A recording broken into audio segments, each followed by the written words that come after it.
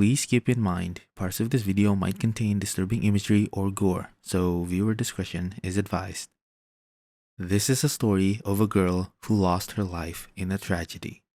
In November 2020, two security cameras in a Japanese noodle shop, whose name will remain undisclosed, caught footage of a peculiar-looking young girl who, in a fit of anger and confusion, came into the shop asking where her family was, claimed the property used to be her home, and demanded it be returned to her.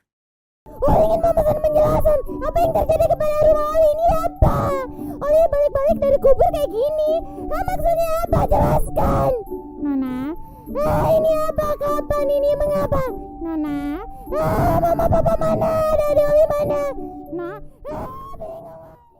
She had torn, unkempt clothing, unnaturally red hair, and seemingly gray and stitched together skin. Witnesses described the girl as looking like a life-sized voodoo doll and having the stench of rotting meat. She claimed that she's lived in the house for more than 17 years, implying she was just over 17 years of age. The manager and head cook, whose name will remain anonymous, showed his legal ownership of the property and claimed that it was sold to him some time prior. He also went to tell her that he was willing to give it up if she were to return after reaching her dreams, which was, at the time, to become an idol. It is believed that he didn't intend to do this at all, and it was just a ploy to get her to leave the property or manipulate her into becoming his wife. Jadi idol kan susah, jadi pasti dia gak bakal balik lagi ke sini sampai lama lagi. Balik lagi deh kerja. Just a few hours before this incident, another security camera at a cemetery caught footage of this same girl seemingly bursting out of the ground before saying the words, "Finally, I can breathe. Aren't I supposed to be dead? And did I really just wake up from the dead?" She then commented on how her head hurt, that she didn't remember what happened, and that she had to go back home to her own family. The girl walked out of frame, leaving behind an open grave and a profusion of unanswered questions. Until now, meet Kureiji Ollie. She's an Indonesian Vtuber from Hololive who does variety streams and content on YouTube, including but not limited to teaching mathematics. God bless her. Also, she's dead, or so everyone thinks. Hi, I'm Fime, and I am alive. The same can't be said for Ollie, right? Because she's a zombie. Well, to be legally dead, the law needs identification of a corpse and a declaration of death by a certified medical examiner. That, or you have to be missing for several years and declared dead by court ruling. Different regional laws and doctors have slightly different understandings of what it takes to declare someone medically dead.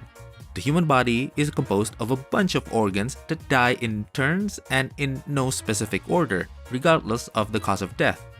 They don't all just stop at the same time. If you have a cardiac arrest, you can resuscitate the heart within 2 to 3 minutes before the brain, a highly oxygen-dependent organ, starts to be injured, and around 9 minutes before it gets irreversible damage. Meanwhile, your skin can stay alive for a day, and your white blood cells for 3 days. Sometimes, recently dead people also have various kinds of muscle reflexes and movements. So, at what point does a person really die? In 1981, the US released the Uniform Determination of Death Act, which states that someone who has sustained irreversible cessation of circulatory and respiratory functions, aka clinical death, or irreversible cessation of all functions of the brain, aka brain death, is dead. Countries have their own similar kind of standard for declaration of death. Historically, no blood circulation means death. But due to modern medicine, we know that we can resuscitate someone after a cardiac arrest, and now there are many avenues to save people with a failed cardiopulmonary system through artificial hearts and lungs. The brain, though, is a different story. You can live without a few of your organs, like your stomach or spleen, and you can replace a lot of them through transplants, but not your brain. It's where your consciousness and sense of identity finds home. This is why the most common legal understanding for death is the moment your brain fails, because when it does, nothing can replace it, and nothing you do can bring it back. Even if you could, how confident are you that you'll be the same person with the same consciousness? If you're religious, you might believe it's the moment your soul moves on to another place, because if the soul lies somewhere within the human body, it's probably here. But we're getting ahead of ourselves. This is a science channel. Ollie is clearly breathing and thinking, so she's not dead. So then, what's up with all the zombie look? Can we determine what happened to her just by looking at her? Let's take this step by step. Hello, people of the internet!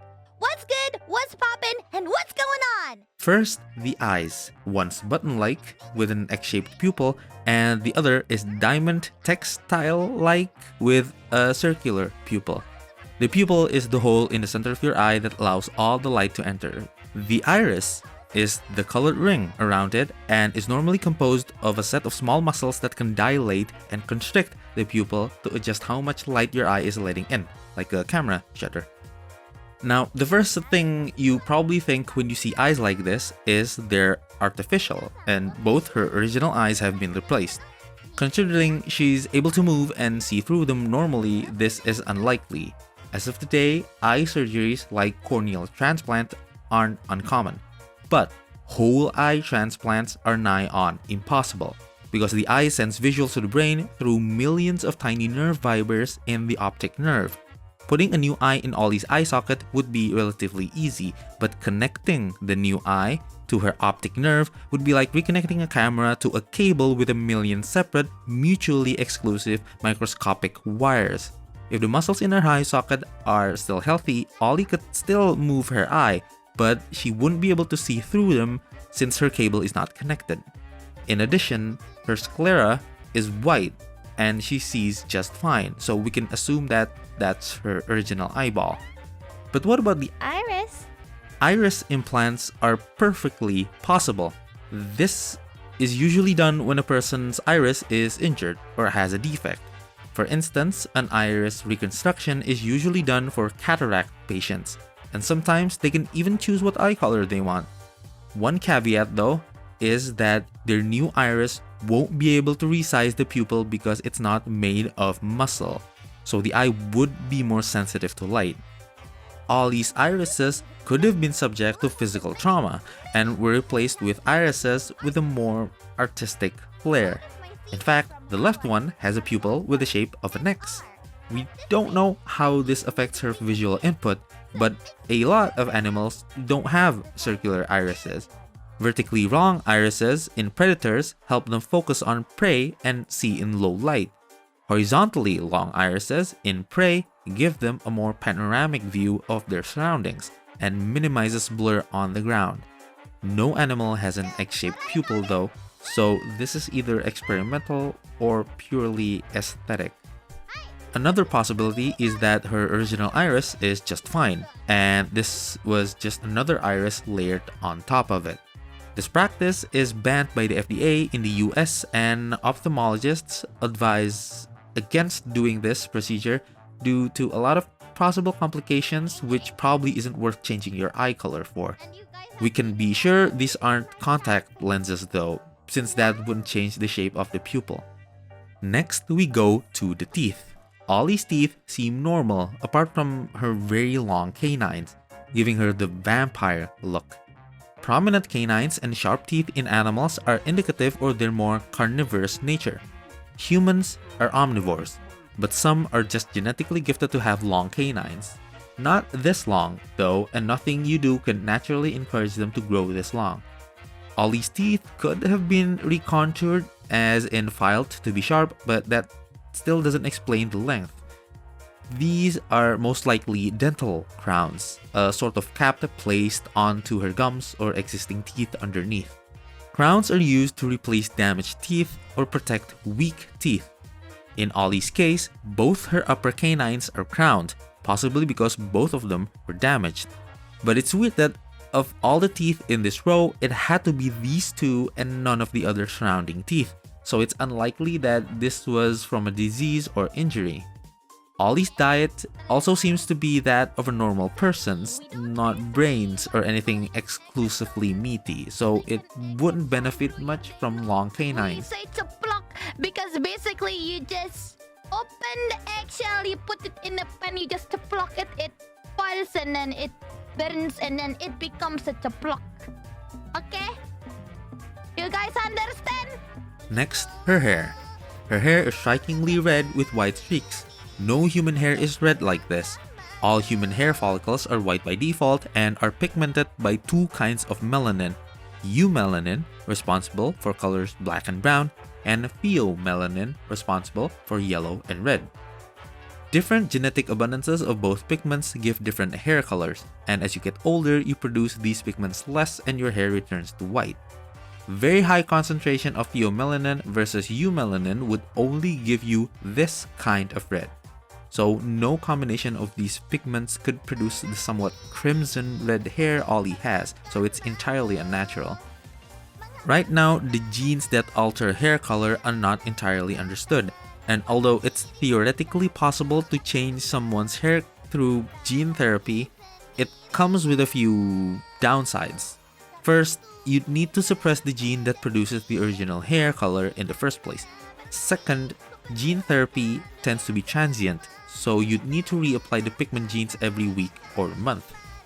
It's more likely that her hair might just simply be dyed that way. Her white streaks could also be dyed, or might be parts of her hair that don't have melanin. This condition is called poliosis, and they can appear due to genetics, other conditions that involve pigmentation, as well as severe stress, pain, or trauma. Whatever happened to her before she died could cause this trauma, but that would mean a considerable amount of time has passed since then for the hairs to grow or lose all its color, which doesn't explain her waking up from the grave with this color already. More likely, she could have just been born with these white streaks, or she could have already been suffering from any of the following diseases. Feel free to look into them on your own since I won't go into too much detail. Lastly, and most prominently, we get to her skin. Unless she was brought back to life by a magician, there is no way modern medicine could ever hope to stitch together huge chunks of the body that have been split apart. We can sort of reattach limbs and parts of the body like her ear, tongue, finger, and entire legs or arms, but they'd have to be relatively undamaged. This includes reattaching them within a certain time frame before the amputated part rots away due to lack of oxygen. Even if you succeed in doing that, there's a low chance you'd regain their full functionality anyway.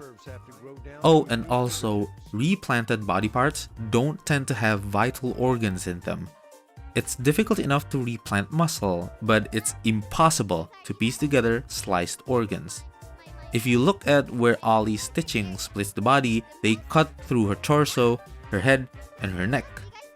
I think it's safe to say most, if not all of these are just skin grafts.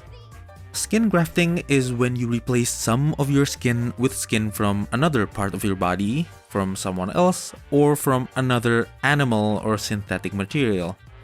They're common treatment for flesh wounds and burn victims. Full thickness skin grafts take about a year or so to heal. It's been 1.5 years since Ollie's debut, and her skin color is still grayish blue, yet she shows no indication of pain or inflammation.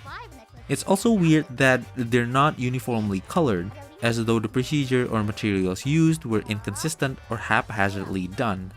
Her staples are also still in place, and the skin hasn't blended together. By the way, surgical staples are just staples designed to pull together tissue to help with healing. They're like sutures, but faster to apply and don't dissolve as the wound heals. Anyway, Ollie is experiencing something called cyanosis, which is the graying out of the skin caused by a lack of oxygen. This could be because her skin isn't getting the blood it needs, or her blood isn't carrying enough oxygen. Generally though, this would have other effects like nausea or dizziness, but Ollie doesn't seem to exhibit these kinds of symptoms. Another possibility is she has argyria, which is the skin turning blue because she ingested too much silver, possibly from whatever environment her surgeries were done on. But this would discolor parts of her body equally. In fact, nothing explains why the discoloration is inconsistent. Skin grafts regain color over time as blood vessels regrow into the new skin, and if they don't, she'd be experiencing transplant rejection, which is when your immune system really doesn't like the foreign tissue and it starts fighting back as if it's an infection. This usually involves inflammation, so it's weird that her skin has imperfect vascularity, yet she doesn't feel occasionally weak and her skin isn't inflamed. Conclusion: this might actually just be a form of synthetic skin which allows nerves and blood to regrow into it without inducing an intense immune response and remains this color due to the nature of its material. Now, let's wrap it up.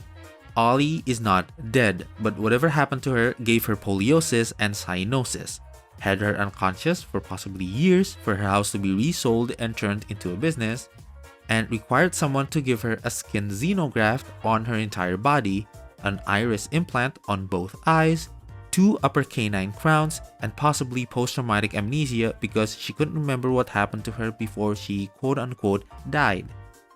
This would also have been done very recently because in an average coffin size of 886 liters, with the average human body having a volume of 66 liters and breathing 0.5 liters of oxygen a minute when not freaking out, mind you, it would take about 5.5 hours for them to run out of breath. Conservatively, Ollie would only have been buried for 6 to 8 hours, and somewhere so shallow that she was able to fight the weight of the ground to dig herself out. It's as if someone put her there on purpose, expecting her to get out. You might think she's a burn victim, but there are a bunch of problems with this assumption, regardless if it's thermal or chemical. Ollie would have had to suffer third-degree burns on most, if not all, of her body, which has extremely high mortality rate, and it'd eat away a lot of tissue, leaving her deformed. Ollie's not deformed, neither is she on life support. So, before I give you my best answer, if anyone has medical background, feel free to share your opinions in the comments. This feels like an episode of House, so I think I'm out of my depth here. While you're at it, don't forget to leave a like and subscribe. Alright, I think the answer is relatively simple. She wasn't killed by anything. The things done to her aren't an attempt to save her, but an attempt to deliberately turn a healthy 70-year-old girl into a zombie look-alike, intentional or not, by doing experimental surgery on her. This wasn't an accident. This was kidnapping and human subject research. She is a living, walking experiment, abducted at a young age and kept in a coma for years away from her family while her home was sold off, and she was unconscious long enough it gave her PTA. She was given synthetic skin that is permanently discolored to see its performance in terms of vascularity and rejection. She was given an iris with an oddly shaped pupil to see how it would affect her vision. She was given canine crowns to see how it would affect her diet and eating habits, all while they deliberately kept the mismatching skin, painted irises, possibly dyed hair, and torn clothing just to make her look like an undead. Worst of all, this means the experiment is still ongoing, and one of her viewers, one of you Zombrades, are and have been actively watching her ever since she dug out of the grave that you deliberately put her in, just to see the fruits of your labor with little regard to her as a human being. Am I or am I not correct? Whoever you are. Or maybe I'm not, and this was an actual attempt by someone to save a person by piecing together her body using magic or technology we simply don't have yet. In which case, I owe that person an apology. And on the bright side, Ollie has found her family, and she's enjoying her time online with you guys. So does it really matter anymore what happened to her, or that her house was sold? This isn't a story of a girl who lost her life in a tragedy. What it really is a story of a girl who, in an attempt to retake her home, found a new one. Bye. Oh! あ、おい、聞こえてるよ。Thank you so much for watching. Feel free to like the video if you like it, dislike it if you don't, subscribe for more science, and also don't forget to check out Kureiji Ollie. She's amazing. Don't take this video too seriously. I'm not a doctor, so sorry for any inaccuracies I might have had, and feel free to correct me in the comments. And that's pretty much it. See you next time. That's really